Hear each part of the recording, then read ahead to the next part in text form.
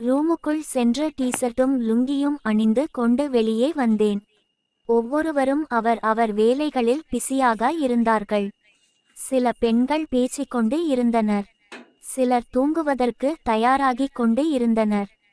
ஆண்கள் எல்லோரும் வெளியே அமர்ந்து பேசிக்கொண்டு இருந்தனர். அண்ணா உள்ளடங்கலாக ஒரு குழு வேறு ஒரு வேலைக்காக மும்முரமாக தயாராகிக் கொண்டிருந்தனர். நான் கண்ணில் காண்பவர்கள் ஒவ்வொருவருக்கும் இன்டர்வியூ பத்தியும் பயணம் பத்தியும் கேட்ட கேள்விகளுக்கு விளக்கங்கள் கொடுத்து கொண்டிருந்தேன். அண்ணியை காணோம். இன்னும் அவள் உள்ளே வந்திருக்கவில்லை போல. தமிழரசி, அமுதினி, ரம்யா, பூமிகா நால்வரும் ஒரு ரூமில் ஒன்றாக அமர்ந்து பேசிக்கொண்டும் சிரித்து கொண்டும் இருந்தனர். கதவு திறந்து இருந்ததனால் அவர்களிடம் கேட்டேன். ஹாய் கிர்ஸ், எங்க உங்க அக்காவ காணோம்? அவங்க உங்களுக்கு சோப் எடுத்துட்டு வந்தாங்களே, அப்புறம் நாங்க பார்க்கல. பாத்ரூம்ல இல்லன்னா முன்வாசல் பக்கமா இருப்பாங்களோ தெரியல என்று அமுதினி கூறினாள். நான் உடனடியாக அவள் அமர்ந்திருந்த இடத்தினை நோக்கிச் சென்றேன். அங்கேயே தான் அமர்ந்திருந்தாள். என்னை கண்டதும் சற்று விலகி வேறு பக்கமாக பார்த்தபடி அமர்ந்தாள்.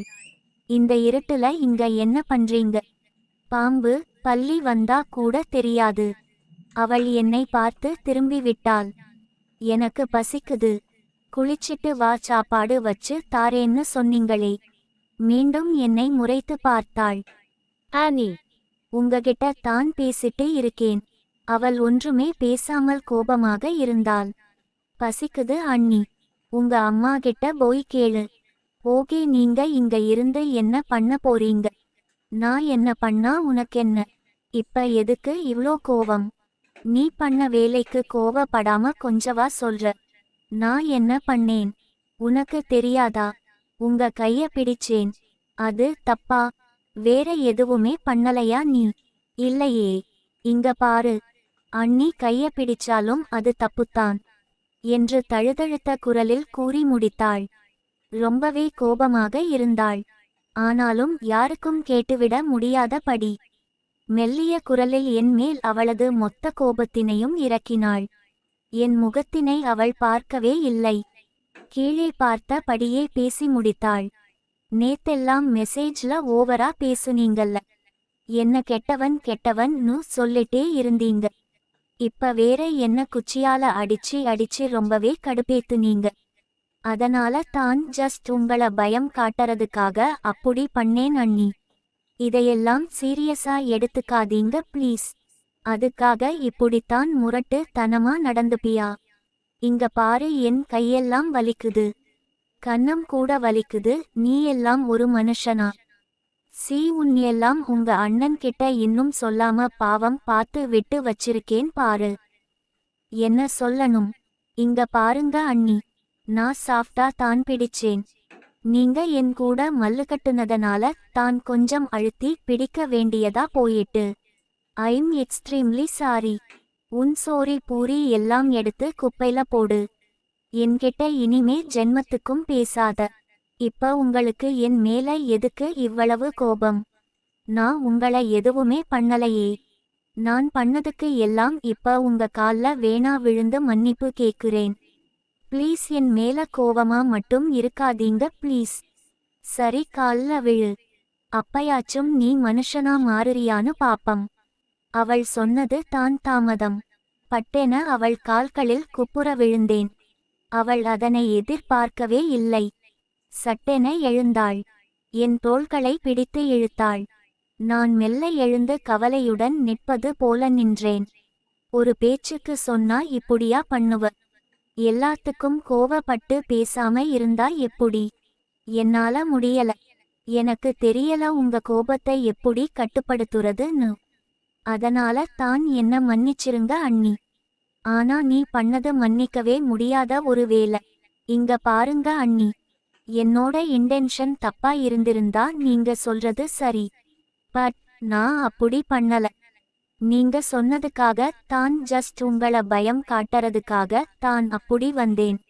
கராத்தே எல்லாம் தெரியும்னு சொல்லிட்டு அந்த நேரம் எதுவுமே பண்ணாம நின்னுட்டு இப்ப தனியா இங்க வந்து உட்கார்ந்துட்டு இருக்கீங்க. இன்னும் என் மேல கோபமா வேற இருக்கீங்க. கொஞ்சம் யோசிச்சு பாருங்க அண்ணி. பிளஸ் இங்க பாரு, நான் ஓபனா ஒன்னு சொல்றேன். நான் உங்க அண்ணியா இருந்தாலும் நானும் ஒரு சராசரி பொண்ணுதான்.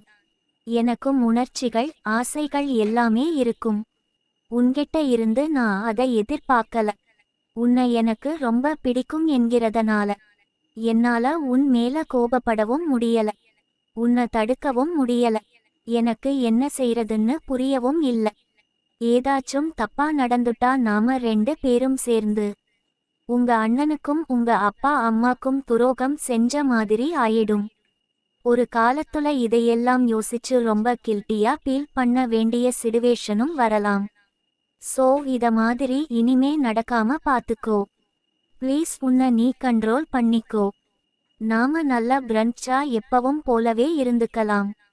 என்னை நேருக்கு நேர் பார்க்க முடியாமல் கீழே பார்த்து கொண்டு அவசரமாக மெல்லிய தழுதழுத்த குரலினில் கூறி முடித்தாள்.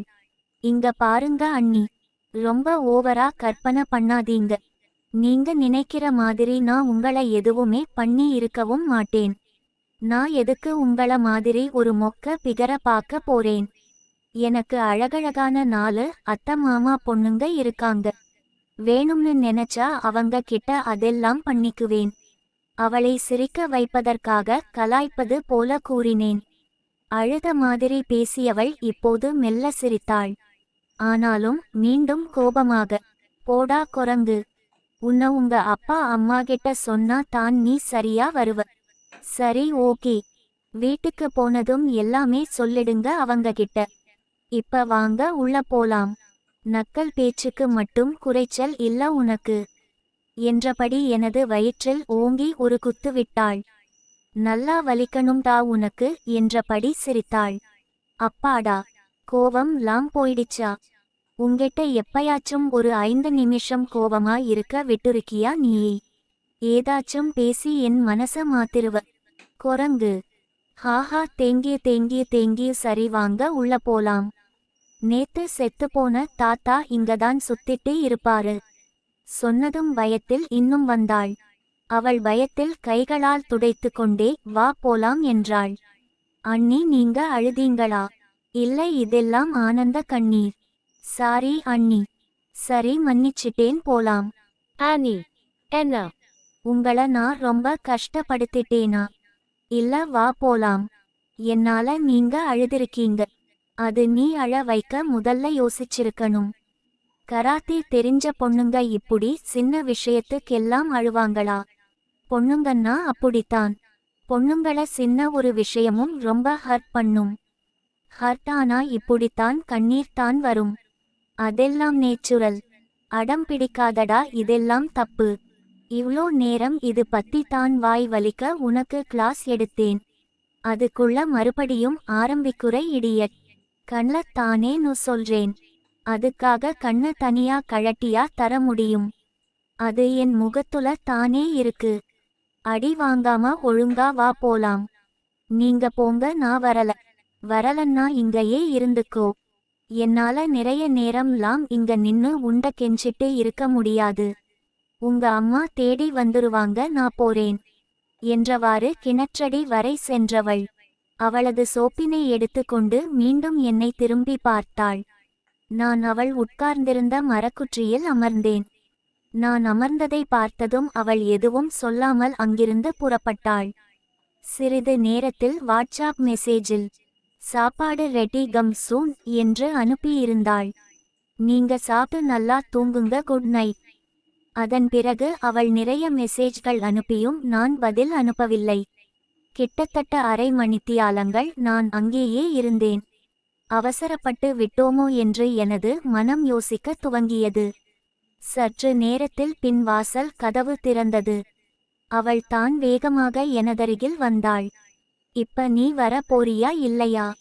அங்க அம்மா உன்னை தேடிட்டு இருக்காங்க. நான் அப்புறமா வாரேன். நீங்க போய் சாப்பிட்டு தூங்குங்க, குனிந்தபடியே கூறினேன்.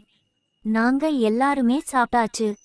நீ தான் சாப்பிடல என்றவாறு கோபத்தில் குனிந்திருந்த எனது தலைமுடியை பிடித்து ஒரு ஆட்டு ஆட்டினாள். ரொம்பவே வலித்தது. நான் அமைதியாக இருந்தேன். சிறிது நேரம் மௌனமாக இருந்தவள் பிரி ஆஃபர் கிடைத்தாலும் நான் இன்னும் கொஞ்சம் ட்ரை பண்ணினால் கேட்டது கிடைக்கும் என்று நம்பிக்கை வந்து விட்டது. கேரி, நான் போறேன், நீ என்னமோ பண்ணிக்கோ என்றவாறு போக எத்தனித்தவள் மீண்டும் எனதருகில் வந்தாள். வா போலாம் கோபம் இல்லாமல் நார்மலாக கேட்டாள். நான் வரலா. Thank you sweetie. மெல்ல வெட்கி சிரித்தபடி அங்கிருந்து அகல முற்பட்டவள்.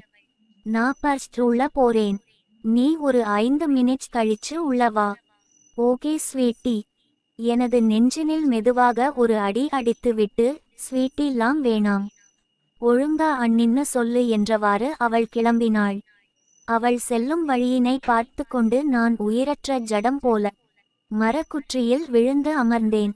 எனது இதயம் வேகமாக துடித்து கொண்டிருந்தது. நான் உங்க அண்ணியா இருந்தாலும் நானும் ஒரு சராசரி பொண்ணுதான். எனக்கும் உணர்ச்சிகள், ஆசைகள் எல்லாமே இருக்கும். அவள் சற்று முன்னர் சொன்ன இந்த வார்த்தைகள் எனக்குள் 100 விழுக்காடு நம்பிக்கையினை விதைத்தது. நான் என்ன செய்தாலும் அவள்